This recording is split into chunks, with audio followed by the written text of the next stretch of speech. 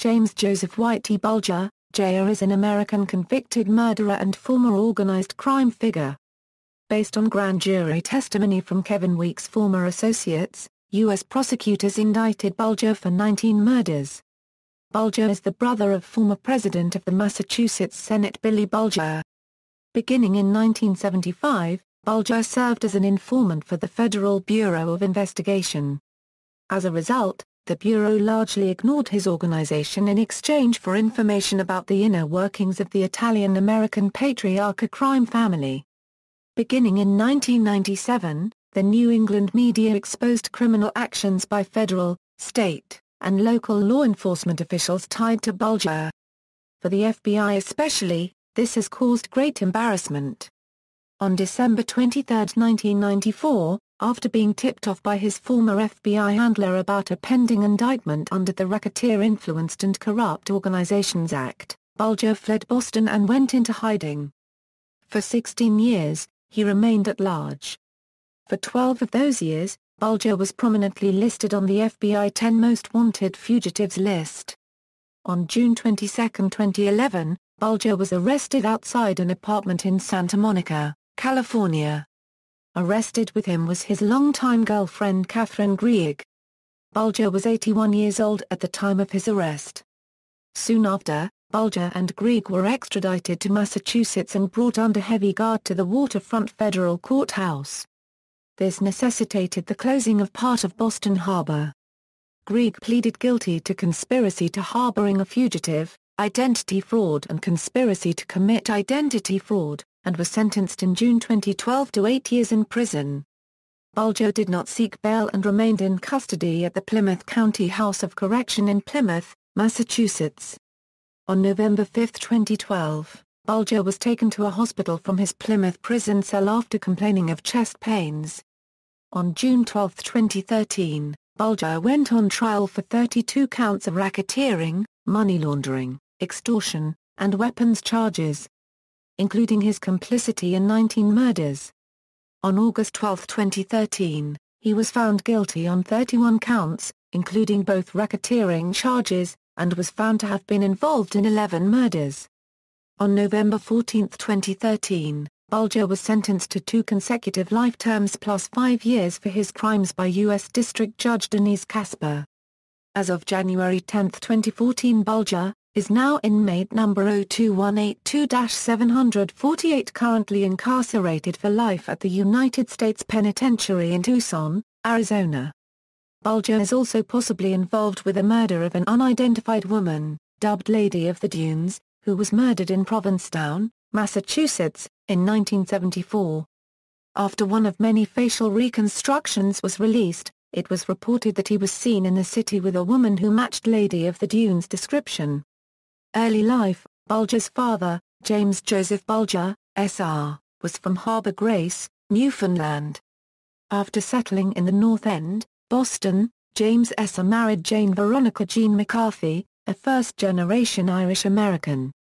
Their first child, James Joseph Bulger, Jr., was born in 1929. The elder Bulger worked as a union laborer and occasional longshoreman. He lost his arm in an industrial accident and the family was reduced to poverty. In May 1938, the Mary Ellen McCormack Housing Project, now known as Old Harbor Village Public Housing Project, was opened in South Boston. The Bulger family moved in and the children grew up there. The other Bulger children, William Michael and John P. Bulger, excelled at school. James Bulger, Jr. became drawn into street life. Early criminal career: Bulger developed a reputation as a thief and street fighter fiercely loyal to South Boston. This led to him meeting more experienced criminals and finding more lucrative opportunities. In 1943, 14-year-old Bulger was arrested and charged with larceny. By then, Bulger had joined a street gang known as the Shamrocks, and would eventually be arrested for assault, battery and armed robbery. He was sentenced to a juvenile reformatory. Shortly after his release in April 1948, he joined the U.S. Air Force, where his character continued to show. After his basic training, he was stationed first at the Smoky Hill Air Force Base in Salina, Kansas, then in Idaho. Bulger was sentenced to the stockade for several assaults. He was also arrested in 1950 for going absent without leave. Nevertheless, he received an honorable discharge in 1952, and returned to Massachusetts prison. In 1956 he was first sentenced to federal time in Atlanta Penitentiary for armed robbery and hijacking. There, according to mobster Kevin Weeks, he was involved in the MKUltra program, the goal of which was to research mind-control drugs for the Central Intelligence Agency, headed by CIA chemist Sidney Gottlieb. For 18 months, Bulger and 18 other inmates, all of whom had volunteered in return for lessened sentences, were given LSD and other drugs. Bulger later complained that he and the other inmates had been recruited by deception, and that they were told that they were helping to find a cure for schizophrenia. He was transferred from Atlanta to Alcatraz Federal Penitentiary, arriving on November 2, 1959, as prisoner Arizona, 1428. He became a close friend of fellow inmate Clarence Carnes, alias the Choctaw Kid. In November 1962, he was transferred to Leavenworth Federal Penitentiary and in the following year, 1963, to Lewisburg Federal Penitentiary. He was released in 1965, after serving 9 years in prison. The Italian-American War. After his release, Bulger worked as a janitor and construction worker before becoming a bookmaker and loans hack with ties to Donald Killeen, the leader of the dominant Irish mob in South Boston. In 1971, Killeen's younger brother allegedly bit off the nose of Michael Dwyer, a member of the rival Mullen Gang. A gangland war soon resulted, leading to a string of killings throughout Boston and the surrounding suburbs. The Killeens quickly found themselves outgunned and outmaneuvered by the younger Mullens. It was during the Italian-American War that Bulger committed what Kevin Weeks describes as his first homicide. According to Weeks, killing Paulie McGonigal, however, took Jimmy longer than he originally expected. Paulie talked a big game, but he wasn't a shooter. Although he never did anything, he kept on stirring everything up with his mouth. So Jimmy decided to kill him. One day while the gang war was still going on, Jimmy was driving down 7th Street in South Boston when he saw Paulie driving towards him. Jimmy pulled up beside him, window to window, nose to nose, and called his name. As Paulie looked over, Jimmy shot him right between the eyes. Only at that moment, just as he pulled the trigger, Jimmy realized it wasn't Paulie. It was Donald, the most likable of the McGonigal brothers, the only one who wasn't involved in anything. Jimmy drove straight to his mentor Billy O'Sullivan's house on Savin Hill Avenue and told O'Sullivan, who was at the stove cooking, "I shot the wrong one. I shot Donald." Billy looked up from the stove and said, "Don't worry about it. He wasn't healthy anyway. He smoked. He would have gotten lung cancer. How do you want your pork chops?" According to former Mullen boss Patrick Ney, Paul McGonigal was enraged by the murder of his twin brother. Certain that William O'Sullivan was responsible, McGonigal ambushed and murdered Bulger's partner. The end of the war has usually been related as follows. Bulger, realizing that he was on the losing side, secretly approached Howie Winter, the leader of the Winter Hill Gang.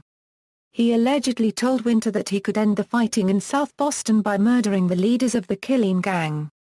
Shortly thereafter, Donald Killeen was gunned down outside his home in the suburb of Framingham. Ney disputes this claim. According to Ney, the slaying of Donald Killeen on May 13, 1972, was carried out not by Bulger but by Mullen Gang enforcers James Mantville and Tommy King. Also according to Ney, Bulger and the Killeens fled the city in the aftermath of their boss's murder, fearing that they would be next.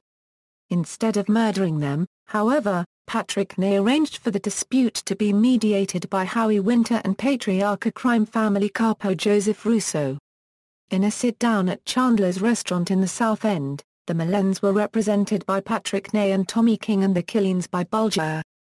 Following the sit-down, the two gangs joined forces, with Winter as overall boss.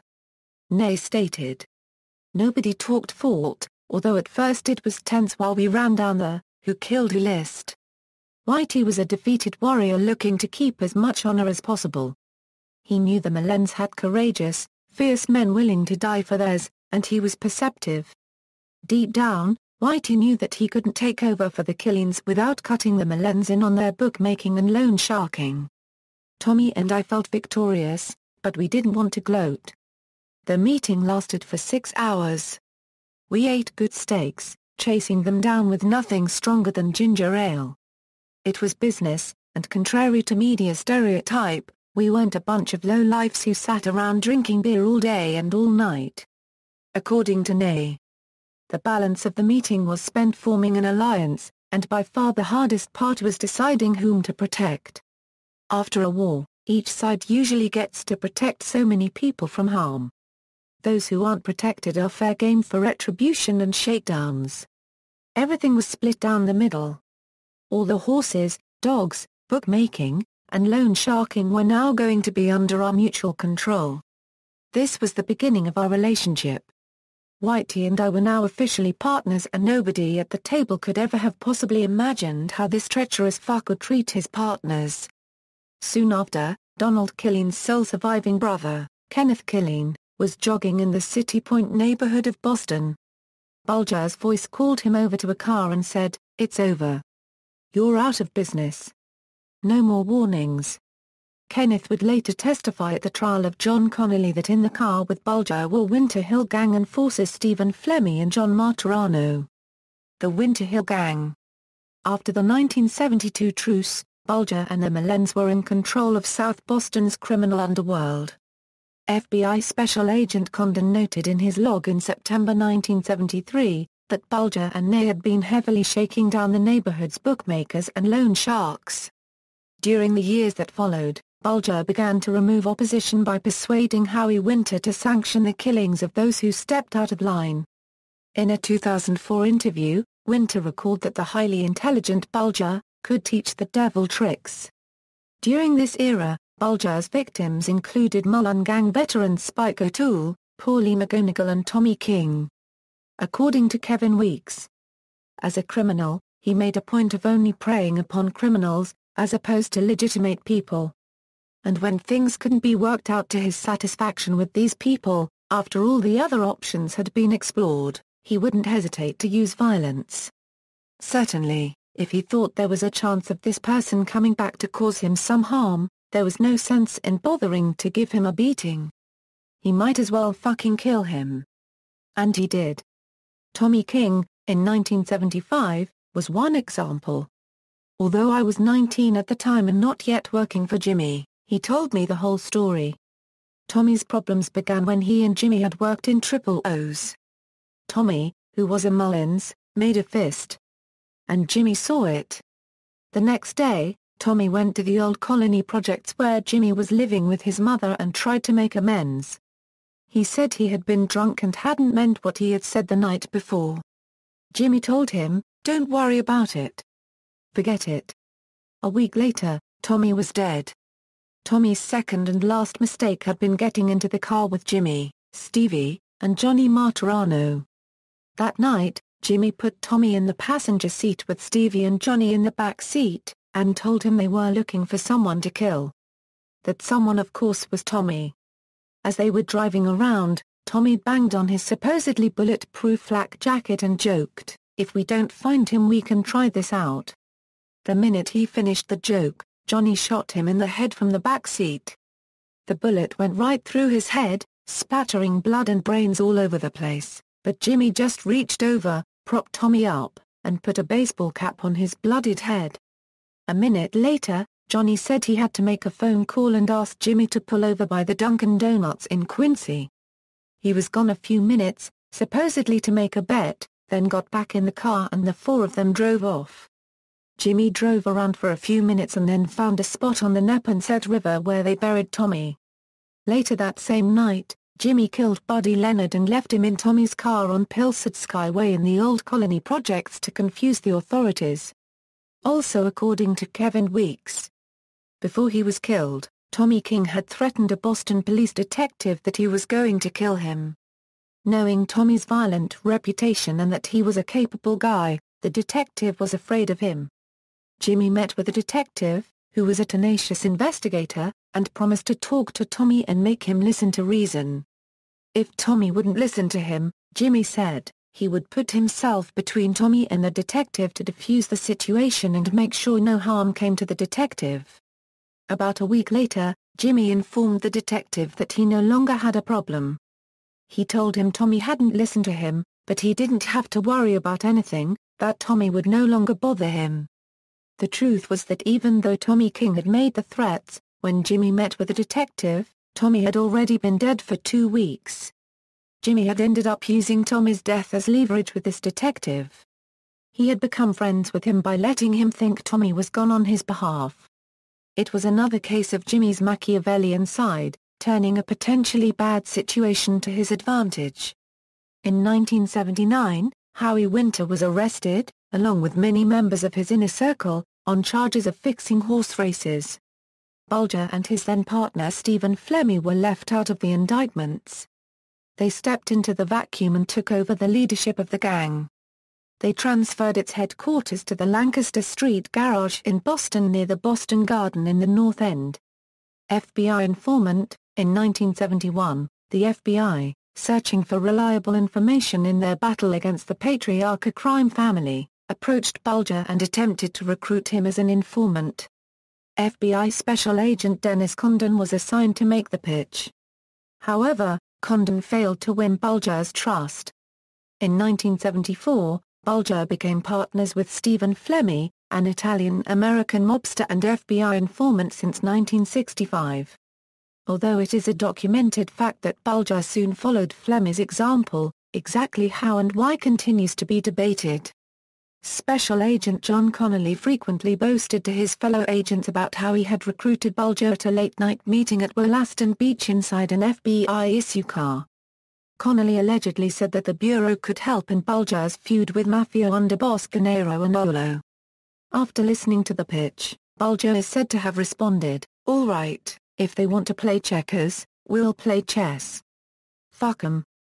Weeks considers it more likely that Bulger's partner Stephen Flemmi had betrayed him to the FBI.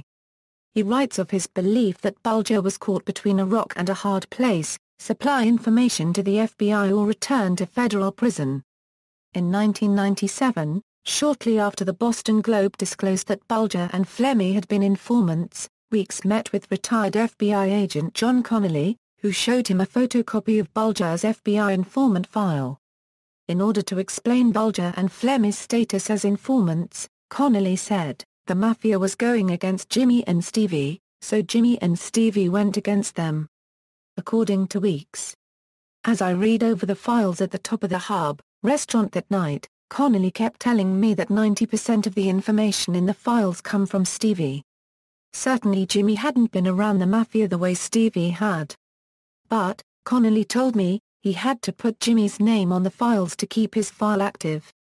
As long as Jimmy was an active informant," Connolly said, "he could justify meeting with Jimmy and giving him valuable information." Even after he retired, Connolly still had friends in the FBI, and he and Jimmy kept meeting to let each other know what was going on. "I listened to all that, but now I understood that even though he was retired, Connolly was still getting information, as well as money, from Jimmy. As I continued to read, I could see that a lot of the reports were not just against the Italians. There were more and more names of Polish and Irish guys, of people we had done business with, of friends of mine. Whenever I came across the name of someone I knew, I would read exactly what it said about that person. I would see, over and over again, that some of these people had been arrested for crimes that were mentioned in these reports. It didn't take long for me to realize that it had been bullshit when Connolly told me that the files hadn't been disseminated, that they had been for his own personal use. He had been an employee of the FBI. He hadn't worked for himself. If there was some investigation going on and his supervisor said, 'Let me take a look at that,' what was Connolly going to do? He had to give it up. And he obviously had. I thought about what Jimmy had always said, 'You can lie to your wife and to your girlfriends, but not to your friends. Not to anyone we're in business with.' Maybe Jimmy and Stevie hadn't lied to me. But they sure hadn't been telling me everything." In December 1977, FBI agent John Morris was put in charge of the Boston FBI's organized crime squad. Morris not only proved himself unable to rein in Connolly's protection of Bulger, but even began assisting Connolly. By 1982 Morris was thoroughly compromised, having had Bulger buy plane tickets for his then-girlfriend Debbie Noseworthy to visit him in Georgia while he was being trained for drug investigations. Even after 1983, when he was transferred to head up the Boston FBI's Drug Task Force, Morris remained an accomplice to Connolly and Bulger. A federal judge ruled on September 5, 2006, that the mishandling of Bulger and Flemmi caused the 1984 murder of informant John McIntyre. As a result, the McIntyre family was ordered to receive more than $3 million from the U.S. federal government. The judge stated the FBI failed to properly supervise their own agent John Connolly and also failed to investigate numerous allegations that Bulger and Flemmi were involved in drug trafficking, murder, and other crimes over decades. In a 2011 interview, Stephen Flemmi recalled, "Me and Whitey gave the feds shit, and they gave us gold. Crime boss, consolidating power."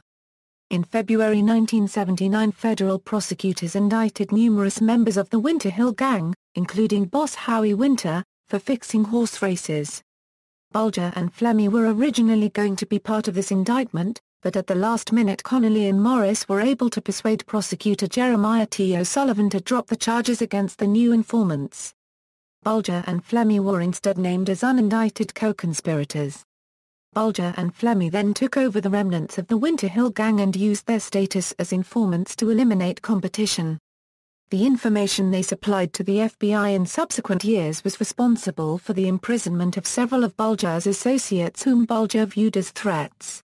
However, the main victim of their relationship with the federal government was the Italian American Patriarca crime family, which was based in Boston's North End, and in Federal Hill, Providence.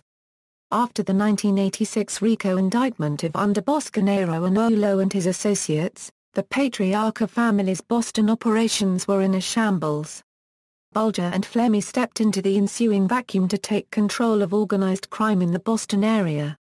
Litiff murder. In 1980, Bulger was approached in South Boston's Triple O's saloon by Louis Litiff, a neighborhood bookmaker.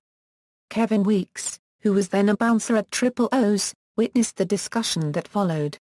He has recalled, "He wasn't a big guy, maybe 5'7" and 185 pounds. Of Arab descent, he had a mustache like Saddam Hussein. He had a wife and a couple of kids, and a 3-decker townhouse on East Broadway, and I was friendly with his daughter Lauren, who was a few years younger than me. That night, as always, he was talking in his obnoxious loud voice. Even when there were 400 people in the bar, you always knew Louis was there." According to Weeks, Litiff had been stealing from his partners in the bookmaking operation and using the money to traffic cocaine. What is more, Litiff had not only refused to pay a cut of his drug profits, but had also committed 2 murders without Bulger's permission. As Weeks listened, Litiff told an outraged Bulger that he was also going to kill his partner, Joe the Barber, whom he falsely accused of stealing money from the bookmaking operation. Bulger refused to sanction this, but Litiff vowed to kill him anyway.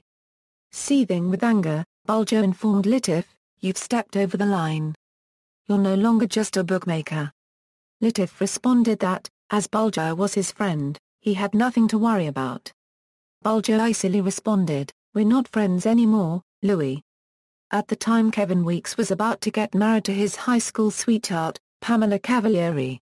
A short time before the wedding, Weeks informed Bulger that he was having difficulty seating Louis Litiff. "Don't worry about it," Bulger responded. "He probably won't show." According to Weeks. "Personally, I liked Louis. Every Sunday night, he had come down to Triple O's and we'd play cards or pinball, $20 a game. He was loud but funny, and he had always been a major moneymaker for Jimmy. He should have just stayed a bookie and not tried to jump from the minor leagues to the majors. And now he wanted to kill a friend of Jimmy. There was no way that would be allowed." Shortly after that, a week or so before my wedding, Louis was found stuffed into a garbage bag in the trunk of his car, which had been dumped in the South End. He had been stabbed with an ice pick and shot. He was color-coordinated, Jimmy told me. He was wearing green underwear and was in a green garbage bag. At the wedding, when I went around to greet his table, Jimmy pointed to the empty chair beside him and said, "Say hi to Louie." Stevie picked up a napkin and made a show of wiping his face. "He keeps on drinking and it keeps on leaking out of him," he said, reminding us that Louie had been shot in the head and any drink he might have put in his mouth would pour right out of his face. And they all broke out laughing. Howerin and Donahghue murders. In 1982, a South Boston cocaine dealer named Edward Brian Howerin, known on the streets as Billy Hornhead, approached the FBI and stated that he had witnessed Bulger and Flemmi murdering Louis Litiff. Meanwhile, FBI agent John Connolly kept Bulger and Flemmi closely briefed on what Howerin was saying to the Bureau. According to Kevin Weeks, Bulger and Flemmi were most enraged that Howerin was falsely claiming involvement in their assassination of Tulsa, Oklahoma businessman Roger Wheeler. Ultimately, the FBI discovered Howerin's falsehoods and refused him and his family a place in the Witness Protection Program. Soon after, on May 11, 1982, Bulger, Flemmi and Weeks were tipped off that Howerin had returned to South Boston. After arriving at the scene, Kevin Weeks staked out Anthony's Pier 4 restaurant, where Howerin was dining.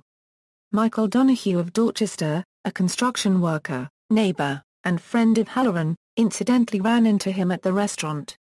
In a decision that would prove costly to him, Donahue offered Howerin a ride home. As Donahue and Howerin drove out of the parking lot, Weeks signaled Bulger by stating, "The balloon is in the air," over a handheld radio. Bulger drove up with a masked man armed with a silenced MAC-10. Bulger himself carried a .30 caliber carbine. Bulger, wearing a floppy hat and a long-haired wig, and the other shooter opened fire and sprayed Howerin and Donaghue's car with bullets. Donahghue was shot in the head and killed instantly. Howerin lived long enough to identify his attacker as James Flynn, a Winter Hill associate, who was later tried and acquitted. Flynn remained the prime suspect until 1999, when Weeks agreed to cooperate with investigators and identified Bulger as one of the shooters. Stephen Flemmi has identified the second shooter as Mullen gang leader Patrick Ney. Ney denies the allegation and no charges have yet been filed. Michael Donahghue was survived by his wife and 3 sons. The Donahghue and Howerin families eventually filed a civil lawsuit against the United States federal government after learning that FBI agent John Connolly had informed Bulger of Howerin's informant status. Both families were awarded several $1 million in damages. However, the verdict was overturned on appeal, due to the late filing of the claims. Thomas Donahghue, who was 8 years old when his father was murdered, has become a spokesman for the families of those allegedly murdered by the Winter Hill Gang. Glory days. Throughout the 1980s, Bulger, Flemmi and Weeks ran shakedowns throughout eastern Massachusetts, for example, extortion, loan sharking, bookmaking, truck hijackings and arms trafficking. State and federal agencies were repeatedly stymied in their attempts to build cases against Bulger and his inner circle. This was caused by several factors. Among them was the trio's paranoid fear of wiretaps, South Boston's code of silence, and also corruption within the Boston Police Department, the Massachusetts State Police, and the Federal Bureau of Investigation. Although disgraced FBI agent John Connolly has long been Bulger's most infamous friend in law enforcement, Kevin Weeks has insisted that Lieutenant Richard J. Schneiderin was valued far more highly. According to Weeks, this was because Schneiderin was the Winter Hill Gang's only source inside the Massachusetts State Police. Drug trafficking. During the middle 1980s, Bulger began to summon drug dealers from in and around Boston to his headquarters. Flanked by Kevin Weeks and Stephen Flemmi, Bulger would inform each dealer that he had been offered a substantial sum in return for that dealer's assassination. He would then demand a large cash payment not to do so.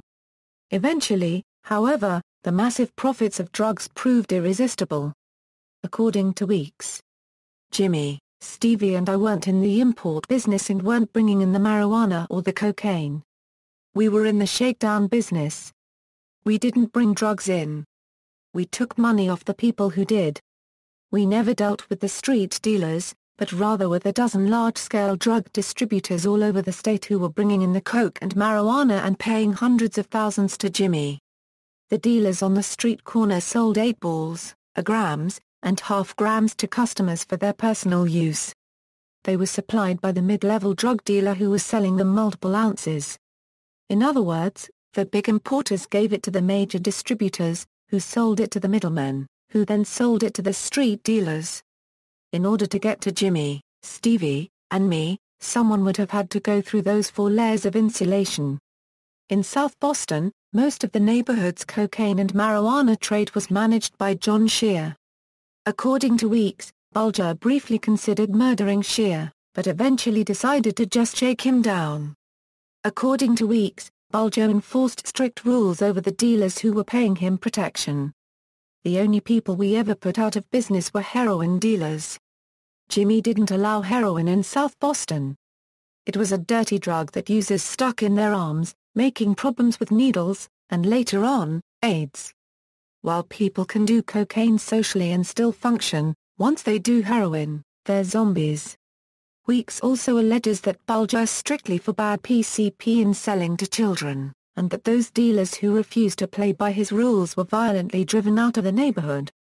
In 1990, Racketeer and his associates were arrested as part of a joint investigation involving the Drug Enforcement Administration, the Boston Police Department and the Massachusetts State Police.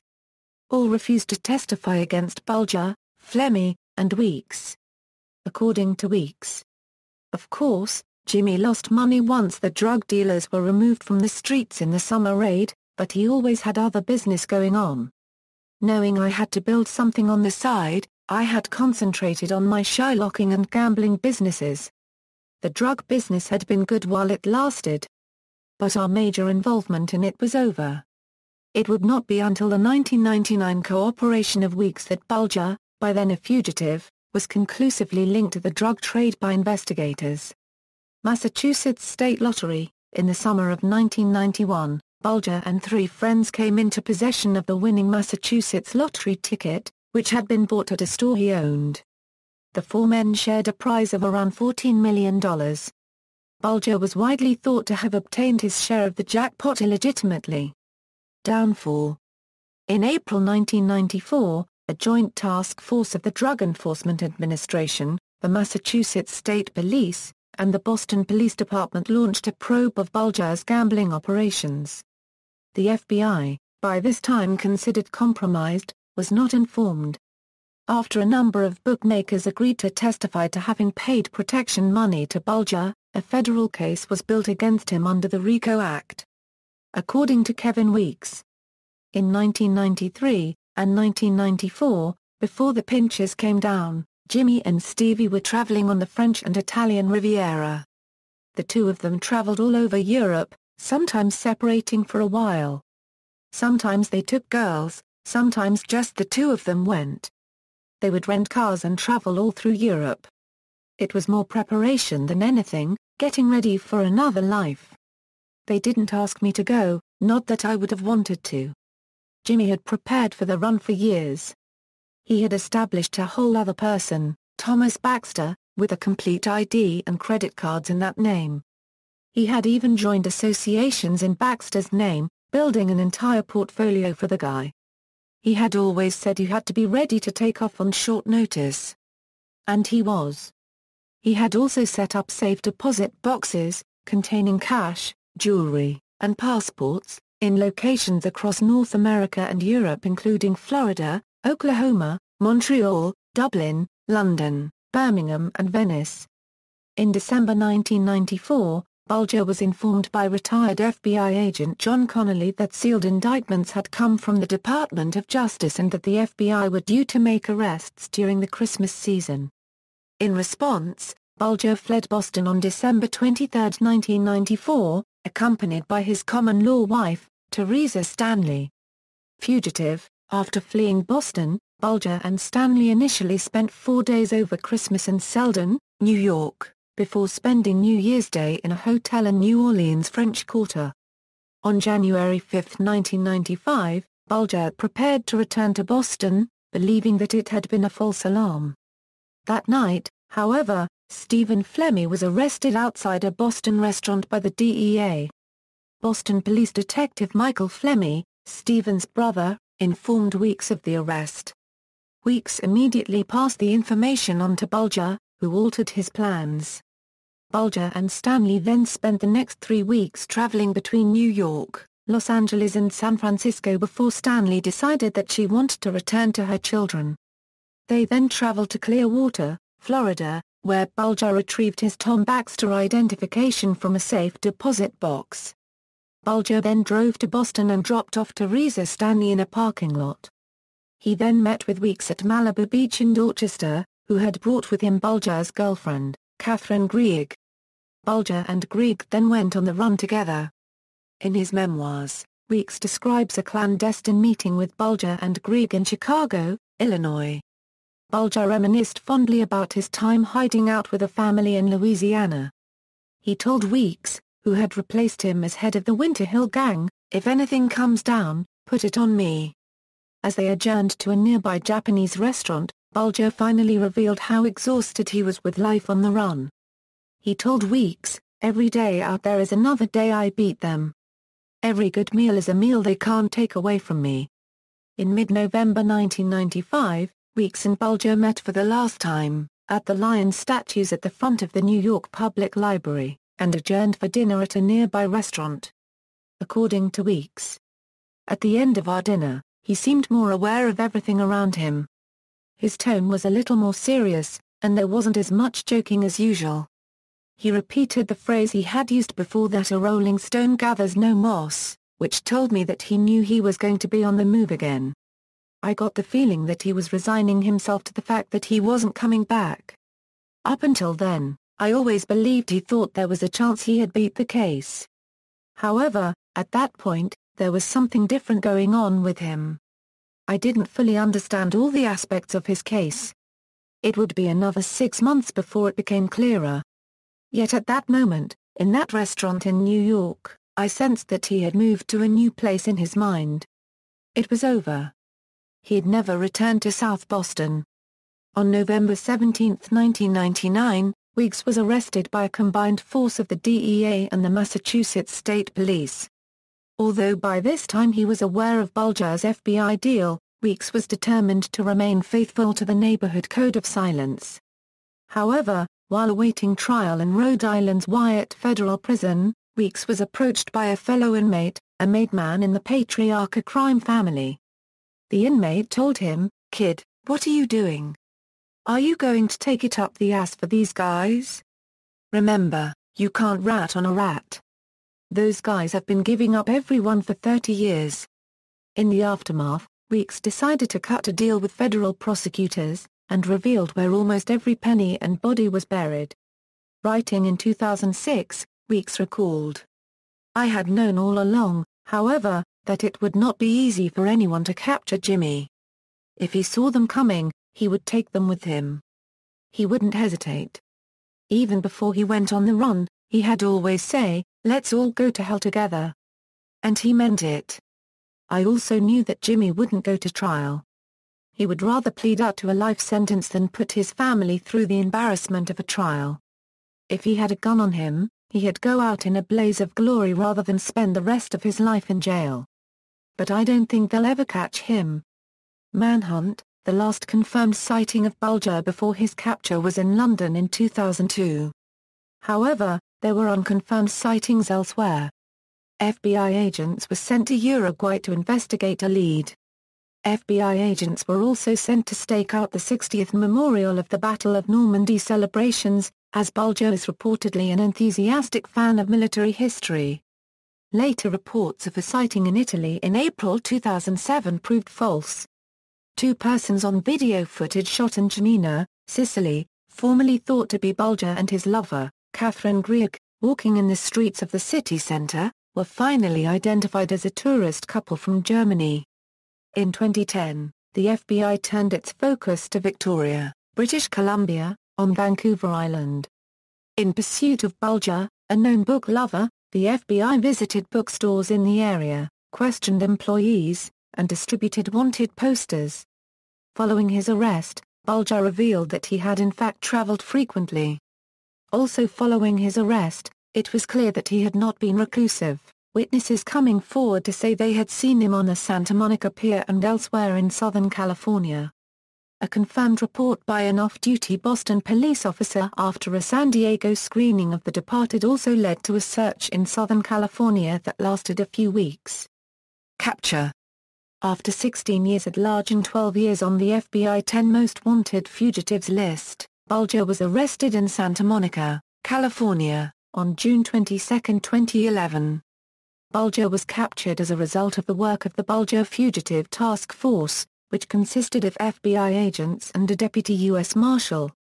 According to retired FBI agent Scott Bakken, "Here you have somebody who is far more sophisticated than some 18-year-old who killed someone in a drive-by.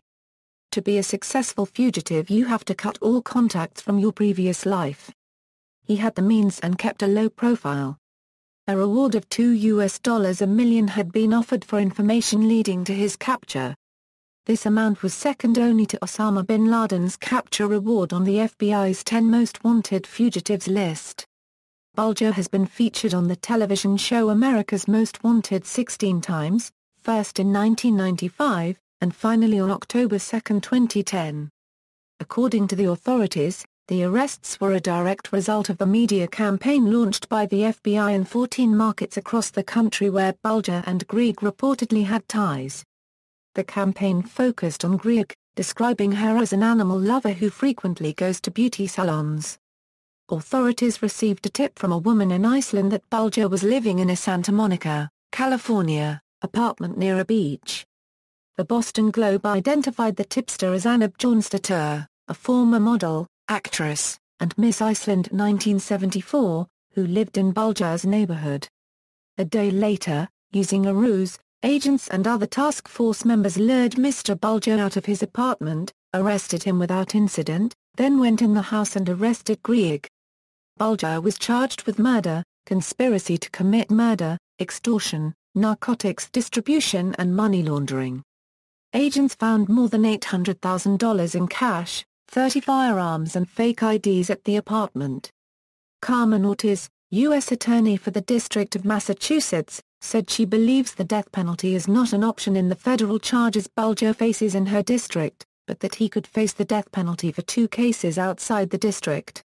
In Oklahoma, where Bulger is alleged to have ordered the killing of businessman Roger Wheeler, Sr., in 1981, Tulsa County District Attorney Tim Harris said, "It is our intention to bring Bulger to justice and to be held accountable for the murder of Mr. Wheeler." In Florida, Miami-Dade State Attorney Catherine Fernandez Rundle said, "After a 16-year delay, I will be working to ensure that a Miami jury has the opportunity to look in the eyes and determine his fate." Immediately after being brought back to Boston, Bulger began talking to authorities. He said that during his days as a fugitive, he often went back and forth across the border to Mexico to buy medicine for his heart disease. He also visited Alcatraz prison and had a souvenir photograph taken, wearing a striped suit and standing behind mock prison bars. Many anticipate, and some fear, that Bulger, in exchange for favorable treatment in sentencing, will have much to tell authorities about corruption on the local, state, and federal levels, which allowed him to operate his criminal enterprise for so long. Bulger was arraigned in federal court on July 6, 2011. He pleaded not guilty to 48 charges, including 19 counts of murder, extortion, money laundering, obstruction of justice, perjury, narcotics distribution, and weapons violations. In a 2011 interview, Kevin Weeks expressed surprise at Bulger's decision to cooperate after his arrest. Weeks said, "I don't understand because he's not the same as I remember him. I can't believe he's so chatty right now. So I don't know what he's doing." Weeks added that he is not afraid of Bulger, and that the residents of Boston should not be either. "I don't think he's Pablo Escobar where he can just walk out of his prison cell and come to South Boston or anywhere. No one's worried about him." Catherine Greig, Bulger's companion during his years as a fugitive, was his longtime girlfriend Catherine Greig. Greig grew up in Boston, and had an identical twin sister, Margaret, and a younger brother, David. Their father was a machinist from Glasgow, Scotland, and their mother was from Canada. At about age 20, Greig married Robert Bobby McGonigal of South Boston, a Boston firefighter. He was from a family that led the Mullen Gang, and was injured during a mob gunfight in 1969. Before his 1987 drug overdose death, Bobby McGonigal reportedly held Bulger responsible for the murders of his brothers. Twins Donald McGonigal and Paul McGonigal were killed during fighting between the Mullen and Killeen gangs. The body of Paul McGonigal lay hidden and buried for 25 years on Tenian Beach in Dorchester. Greig's twin sister Margaret is the widow of Paul McGonigal. Greig's younger brother David Greig was a close associate of Bulger. David was found shot dead on Cape Cod, a death which was characterized as a suicide. Greig met Bulger in her late 20s, after she divorced Bobby McGonigal. She worked as a dental hygienist. Greig has been described as intelligent, hard-working, and educated, although very subservient to, and dominated by, Bulger. She and Bulger lived together for a time at her home in Squantum, a section of Quincy, Massachusetts. While on the run, Greig confided to a neighbor that she feared that Bulger was suffering from senile dementia. Greig had been wanted by the FBI since 1999. The criminal complaint against her alleges that she harbored a fugitive, Whitey Bulger. She was represented in the criminal proceedings by the prominent criminal attorney Kevin Reddington of Brockton, Massachusetts. Reddington stated that Greig would be going to trial and would not be accepting a plea bargain, explaining, "I question that the government can prove the case." According to Reddington, Greig's actions did not constitute harboring of a fugitive. Greig sought release on bail and home confinement, a request that was denied. In March 2012, Greig pleaded guilty to conspiracy to harbor a fugitive, identity fraud, and conspiracy to commit identity fraud. On June 12, 2012, she was sentenced to 8 years confinement in a federal penitentiary. She declined to speak during her sentencing. She is currently incarcerated at the FCI Wasca, a low-security federal correctional institution in Wasca, Minnesota, and is registered in the DOC website as inmate number 57820-112 with a release date of 06/2018. Family: Bulger has two younger brothers, William Michael Bulger and John P. Bulger. Senator William Billy Bulger served in the military during the Korean War but was never posted to Korea. He was formerly an influential leader of the Democratic Party in Massachusetts. In a long political career, Senator Bulger rose to become president of the Massachusetts State Senate. After his retirement, he was appointed president of the University of Massachusetts System. In 2002, testimony before the United States Congress, Senator Bulger was grilled by legislators from both parties.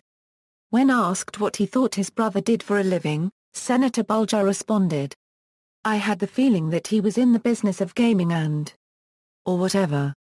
It was vague to me, illegal, but I didn't. Not all that violent. For a long while, he had some regular jobs, but ultimately it was clear that he wasn't doing what I'd like him to do. Let's just say I was naive in retrospect." Senator Bulger added that he loved his brother and hoped the most brutal allegations concerning him would be proven false. In addition, he grudgingly admitted to visiting an isolated payphone in order to speak to Whitey, who was by then a fugitive. In 2003, as a direct result of these comments, Senator Bulger was forced by then-Governor of Massachusetts Mitt Romney to resign from the presidency of the University of Massachusetts. John Jackie Bulger, a retired Massachusetts court clerk magistrate, was convicted in April 2003, of perjury to two grand juries regarding sworn statements he gave concerning contacts with his fugitive brother. Personal life: Bulger fathered one child, Douglas Glenn Singh, during a 12-year common-law marriage with Lindsay Singh, a waitress and former fashion model living in North Weymouth, MA. Bulger and Singh began living together in 1966, when Singh was 21 and a waitress at a North Quincy cafe. According to Singh, he used to say that there were 4 people he would turn up on a street corner for: Douglas, me, Billy, or his mother. And we all made him vulnerable. At 6 years of age, Douglas died from Ray's syndrome after having a severe allergic reaction to an aspirin injection.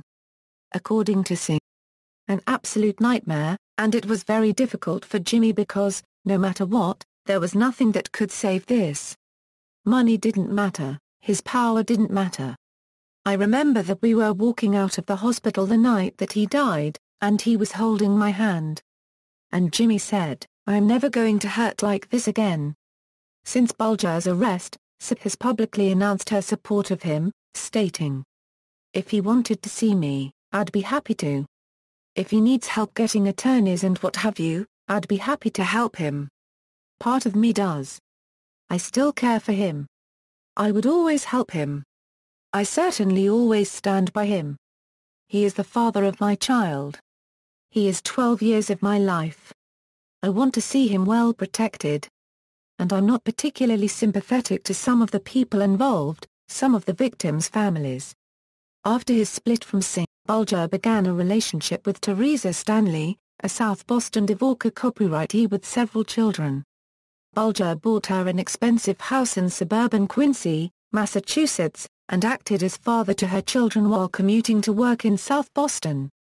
However, he was repeatedly unfaithful to her with a host of other women, and was often absent while overseeing the running of his organization. In a 2004 interview, Stanley stated that she is planning to publish her memoirs. Press relations, according to Weeks. Most of the time, the Boston Globe wasn't as inaccurate as the Herald. They just knocked the people from Southie during busing. They also like to describe me as Whitey's surrogate son, another example of the media putting labels on people they wrote about. Jimmy and I were friends, not like father and son. Even though he was the boss, he always treated me equally, like an associate, not a son. The reporter who seemed to do the most research and put real effort into getting the true story without having been there was Shelley Murphy, who had been at the Herald for 10 years when she went to work for the Globe in 1993. But Jimmy and I usually ended up laughing at most of the news stories, as time and time again the media had it wrong, over and over again holding to their pledge to never let the truth get in the way of a good story. Paul Corsetti, according to Weeks' memoirs, in 1980 Boston Herald reporter Paul Corsetti began researching an article about Louis Litiff's murder and Bulger's suspected involvement. After reporting the story for several days, a man approached Corsetti and said, "I'm Jim Bulger and if you continue to write shit about me, I'm going to blow your fucking head off." Corsetti sought help from the Patriarca crime family, but they said that Bulger was outside their control.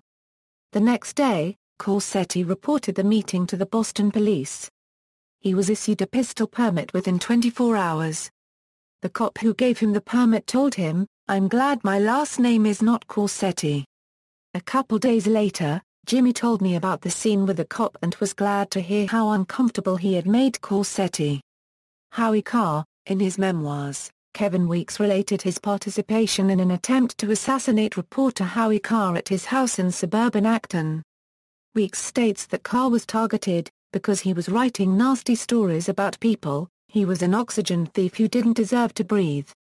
Carr has been among the most aggressive critics of the Bulger brothers, Whitey and Billy, for their careers in the Boston area.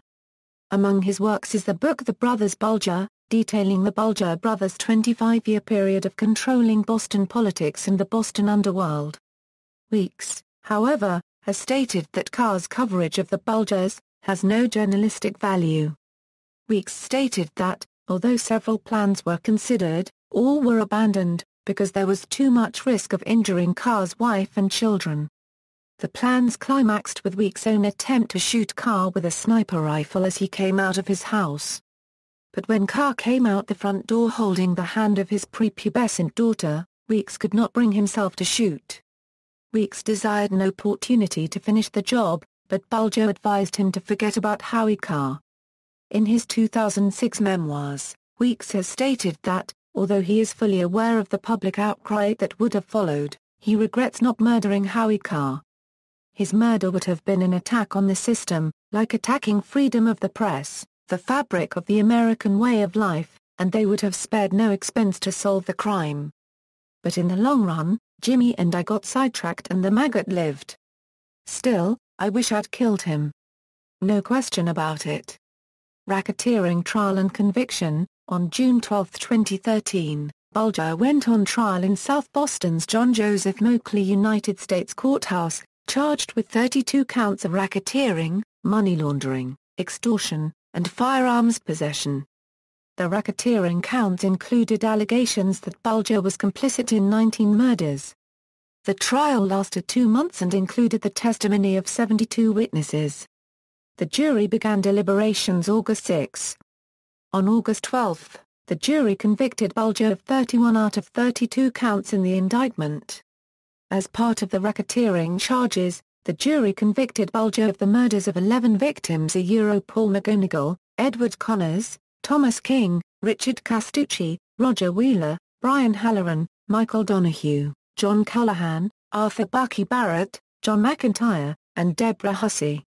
The jury acquitted Bulger of killing Michael Milano, Al Plummer, William O. unregistered trademark Brian, James O. unregistered trademark Toole, Al Notarangeli, James Souza and Francis Leonard. They also reported themselves unable to agree about the murder of Deborah Davis. Following the verdict, Bulger's attorneys J.W. Carney, Jr., and Hank Brennan vowed to appeal, citing Judge Denise J. Casper's ruling which prevented Bulger from claiming he had been given immunity. On November 14, 2013, Bulger was sentenced to 2 terms of life imprisonment, plus 5 years. Prosecutors in Florida and Oklahoma announced after Bulger's conviction that they would wait until after sentencing concluded before deciding whether or not prosecute Bulger in their states. Bulger has already been indicted in Florida for the murder of Callahan and in Oklahoma for the murder of Roger Wheeler, and could face the death penalty in those states.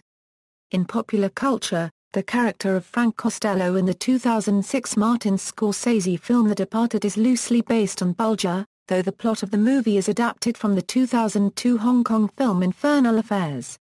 The 2006-2008 Showtime TV series Brotherhood, about 2 Irish-American brothers on opposite sides of the law, was inspired by the relationship between Whitey and Billy Bulger, although the show took place not in Boston but in nearby Providence, Rhode Island. In Homeland Season 1, Episode 8 Achilles' Heel, Bulger is mentioned as an example of the FBI catching someone through a publicity drive, while in the 5th episode of the first season of Intelligence, a Mexican drug lord feeding intel on his competitors to the CIA while operating with impunity, is described as the Whitey Bulger. The 2014 documentary film Whitey, United States of America v. James J. Bulger, made by Joe Berlinger, is based on Bulger's trials. The film Black Mass, slated for release in 2015, will star Johnny Depp as Whitey Bulger and will be directed by Scott Cooper. The film is based on the 2012 non-fiction book Black Mass by Dick Lew and Gerard O'Neill. There have also been plans for a Whitey Bulger film to be directed by Ben Affleck and star Matt Damon, although these plans have been complicated by the production of Black Mass. See also, The World's 10 Most Wanted, Notes. References, Lew, Dick. O'Neill, Gerard. Black Mass, The True Story of an Unholy Alliance Between the FBI and the Irish Mob. HarperCollins. ISBN A0-06-095925-8. Brutal. My Life Inside Whitey Bulger's Irish Mob by Kevin Weeks and Phyllis Caras, Reagan Books, 304 pp. ISBN 0-06-112269-6, The Brothers Bulger, How They Terrorized and Corrupted Boston for a Quarter Century, by Howie Carr, Warner, 352 pp. ISBN 0-446-57651-4 Street Soldier. My Life as an Enforcer for Whitey Bulger and the Boston Irish Mob by Edward Mackenzie and Phyllis Caras, Steerforth, 256 pp. ISBN 1-58642-076-3, Rat Bastards, A Memoir of South Boston's Most Honorable Irish Mobster by John Red Shear, Paddy Wacht. The Untold Story of the Irish-American Gangster by T.J. English, 2005. A Criminal and an Irishman, The Inside Story of the Boston Mob IRA Connection by Patrick Ney, 2006. Hitman, The Untold Story of Johnny Martorano, Whitey Bulger's enforcer and a most feared gangster in the underworld by Howie Carr. Whitey Bulger, America's Most Wanted Gangster and the Manhunt That Brought Him to Justice by Kevin Cullen and Shelley Murphy, W. W. Norton and Company, 2013. External links: Whitey Bulger at the Internet Movie Database, works by or about Whitey Bulger and libraries. Whitey Bulger collected news and commentary at the New York Times. Bulger court case documents, court ruling denying compensation to victims' families. Bulger's FBI Top 10 Most Wanted Fugitive Alert, Whitey Bulger on Crimelibrary.com, Voices of Oklahoma interview with Mike Huff. First-person interview conducted on August 13, 2013 with Detective Mike Huff about Roger Wheeler's murder case. Original audio and transcript archived with Voices of Oklahoma Oral History Project.